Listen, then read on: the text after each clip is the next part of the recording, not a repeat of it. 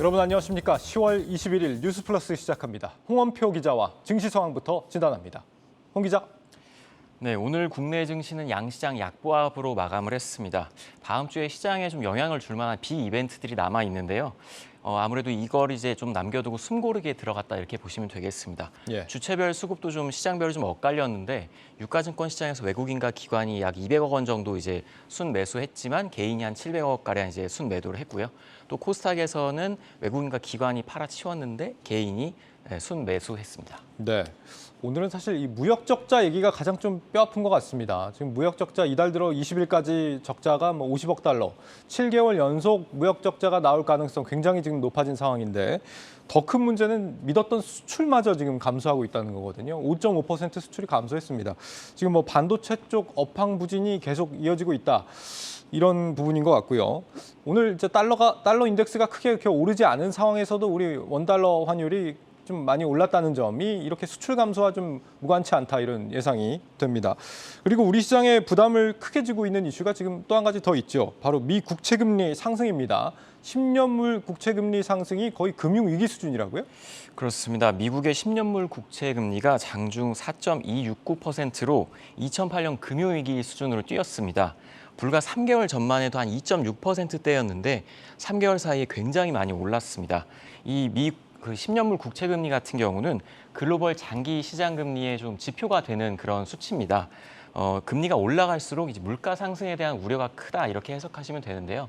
일단 연준의 통화 정책에 민감한 2년물과 3년물 국채 금리도 굉장히 빠르게 오르고 있습니다.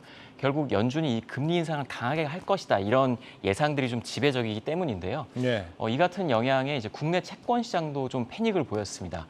장단기 이 국채 선물이 급락하면서 기준물인 3년 만기 국고채가 한 4.35%로 연중 최고치를 경신을 했습니다.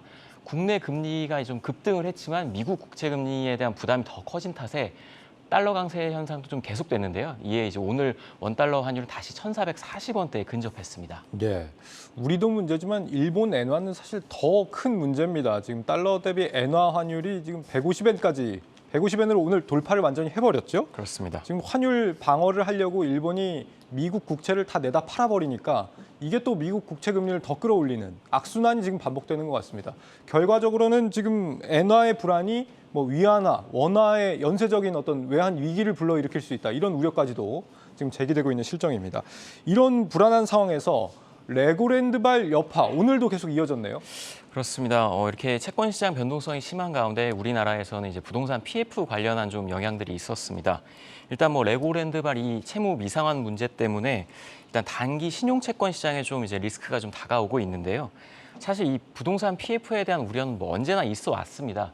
하지만 이제 금리 상승이 계속되고 있고 또 글로벌 유동성 긴축이 이어지면서 이 부동산 경기 둔화로 좀 이어지고 있습니다. 그래서 위험 요인이 점차 커지고 있는데 이 때문에 이제 건설주들이 상당히 오늘 낙폭이 컸습니다. 특히 네. 위에 보이시는 건설주들은 이제 중소형주들인데 중소형주들이 좀 자금에 어떤 리스크가 있는 거 아니냐 이런 좀 우려의 목소리가 나오면서 상당히 이제 낙폭이 컸습니다. 예. 또 현대건설이나 대우건설 같이 이제 시공능력평가 탑5에 드는 종목들도 6%대 이제 낙폭을 키우면서 굉장히 좀 우려스러웠던 하루였는데 네. 일단 금리가 많이 오르면서 건설사들이 자금에 좀 부담을 느끼고 있다 이런 해석은 당연히 나오고 있는데 일단 시장에서 굉장히 건설주에 대한 우려가 좀 커지고 있습니다.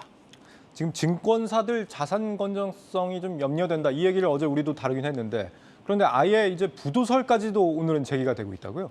네, 일단 확인되지 않은 어떤 정보지 형태로 어떤 증권사에 부도가 임박했다 이런 글들이 좀 나돌았는데요. 네. 해당 증권사에서는 전혀 사실이 아니다. 그러면서 이제 금융감독원에 조사를 의뢰하겠다 이렇게 좀 강력 조치를 하겠다고 밝혔는데 오늘 증권주들은 이 같은 소식이 전해졌기 때문인지 모르겠지만 일단 오늘도 좀 하락을 했습니다. 대부분의 증권사들이 또 중소형 증권사들인데 아무래도 대형사들보다는 중소형사들이 좀 자금 리스크가 좀 취약하다 이런 부분이 있기 때문에 오늘도 좀 하락을 한 것으로 보입니다. 예. 일단은 부동산 PF와 관련해서 이제 우려들이 계속되고 있는데요. 이게 좀 전 금융권으로 확산되고 있는 분위기입니다. 물론 이제 부동산 경기 둔화가 지속이 되면 관련 자산들이 좀 부실화되기 때문에 금융사들의 좀 건전성이 나빠질 수 있는데요. 그동안은 증권사뿐만 아니라 이 캐피탈이나 저축은행 같은 회사들도 이 PF를 굉장히 많이 늘렸기 때문에 상황이 좀 더 심각할 수 있다 이런 우려들도 나오고 있습니다. 그러니까 지금은 위험이 눈에 보이진 않지만 이 건전성에 대한 우려가 자산에 대한 좀 불신으로 다가온다면 이 차환이 이 유동성 문제를 일으킬 수 있기 때문에 네. 이런 부분이 좀 전방위적으로 확산되는 게 아니냐 이런 목소리가 나오고 있습니다. 네, 뭐 사실이 아니다, 뭐 루머다 이런 얘기가 나오다가 결국에는 위기로 정말 번졌던 그런 과거의 사례들이 있으니까 이제 투자자들이 그렇습니다. 불신을 품는 거겠죠. 자, 끝으로 다음 주 일정 한번 살펴보죠. 네, 다음 주에는 미국에 있는 이제 빅테크 기업들의 실적이 줄줄이 이제 발표 예정인데요. 일단 24일에는 메타가 실적을 발표할 예정이고 25일에는 마이크로소프트와 알파벳 그리고 27일에는 애플과 아마존 실적이 나오는데 네. 일단 뭐 많은 투자자분들께서 애플의 실적에 굉장히 관심이 많으실 겁니다. 그 애플이 이 아이폰 14 플러스의 생산을 줄이라고 이렇게 이미 밝힌 바 있는데요. 애플의 3분기 실적 그리고 4분기 전망에 대해서 시장에서는 굉장히 많은 관심을 갖고 있습니다. 예. 그리고 이제 우리나라는 25일에 현대차와 KB금융 실적이 나오고 26일에는 기아의 실적도 예정돼 있습니다. 그리고 27일에는 유럽중앙은행의 통화정책회의가 예정돼 있는데 이 회의에서는 이번에도 자이언트 스텝을 밟을 가능성이 있다. 이렇게 좀 유력하게 점쳐지고 있습니다. 네, 이어지는 BOJ 통화정책회의도 주목해 볼만 하겠습니다. 이번에 150엔을 돌파를 했기 때문에 이후에 뭐 또 다른 과연 금리를 올리게 될 것인가 쉽지는 않겠지만 어떤 발언들이 나오게 될지 주목을 해봐야겠습니다.